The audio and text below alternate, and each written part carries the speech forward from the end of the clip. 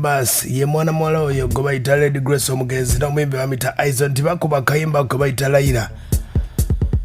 Amawulire okuvako mu famire y'omugenzi Lady Grace ekiro ekikeseza olunaku olwaleero obubenje ndowooza bugenda okumala famire ya Lady Grace eno. Ekiro ekikeseza olunaku olwaleero taata w'omwana muwala ono gwe bayita Lady Grace omugenzi afiridde mulago. Kigambibwa nti omukulu ono taata wa Lady Grace yatomeddwa emmotoka era abadde side ze mu bitundu by'emukono. Abajjukira obulungi Lady Grace yafa mu kabenje akaliwo nga 8 Septemba omwaka ogwedde. Abayimbi bangi nnyo baalufiiramu abajjukira abayimbi Lady Grace n'abawonawo omuli Ali Mpanoladi n'abalala bangi nnyo ebyagendawo mpolampola naye nga kyannaku nnyo okuvaako side zeeyo emukono.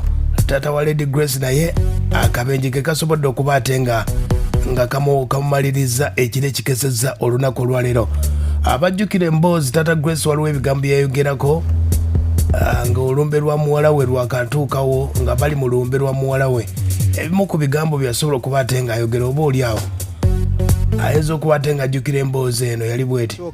Nze Taata Grace omwana wange ddala naye neebaza sooka neebaza baliranwa bange byembadde nabo elwanyonyi n'eŋŋandu n'ekigombya mbeebaza nnyo olw'okuli obuzibu bwanguddeko ne mumbeerera abange okunubudaabuda banayi nasiimye nnyo nasiimye ddala mwebale nnyo mwebalire ddala era ekyo kye mwakoze banayi temujjangaawo naye nasiimye bana byonna bye mwankoledde. Ye taata wa Lady Grace omugenzi naye ye mugenzi akadde kano nabino ebigambo yabyogera jjukira. Wabadde ssaawa nga kiro wabadde twagenda ne twebaka ekiro naye rediyo ne ntwerabira okugijjako. Kati bwe nazuukuse ekiro n'ensanga nga rediyo eri mu kuyimba oluyimba lwani lwa Grace. Bwe yabadde erumaliza bweti ne bagamba nti naye kitalo ekyabayimbi baffe oyo omuwala nno ayinza okuba nga afunye akisidenti.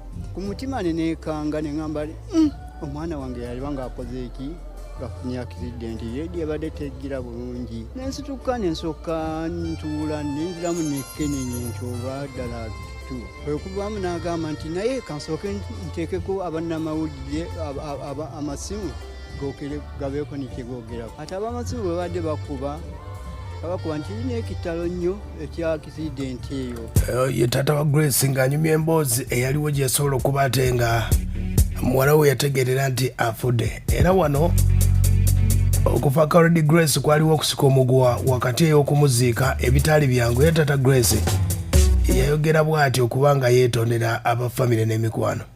Ekyokuziikibwa nze nga kitaawe nalabye nga abantu be nasiibye nabo nensula nabo ne bamunabonerako bano mbadde siganye ekyabaganda bano ng'ate bo ng'abayimbi babadde twamaze okukkanya nti tutaziikibwe eno tetuli kati nga siyinza kuddamu ate kukuŋŋaanya abantu bonna nga bwe babadde okubaddamu okubakuŋŋaanya ate bakomewo basize bategedde nti okuziika kweri nga sijja kusoboka okubakuŋŋaanya ate kijja kulabika bubi okukeera bagende eri gye bawudde nti bawajja okuziikibwa ate bagende okuwulira nti ate nalese enkyukakyuka mbu ate mutwalawa. Kati nga nze taata waabwe mwana wange niwe naamutwala eri era sijja kumulaba niwe naabeera eno niwe naalemuziise mulimbo era yalibedde sijja kutaataganya mikolo gya mwana wange gigende mu maaso naye ebyaze sikyalina kyakukola nganzi era nsaba baganda bange bansonyiwe mu ekyo bwe kiraba waliwo gwe kyakozesa. Byo bimu ku ebyo bigambo bya taata wa Lady Grace ne weebuuza ensonga zabadde zitya naye nga ke kabenje kabaddewo ekiro ekikeseza olunaku olwaleero. Taata wa Lady Grace naye agenze bw'ati awumula emirembe.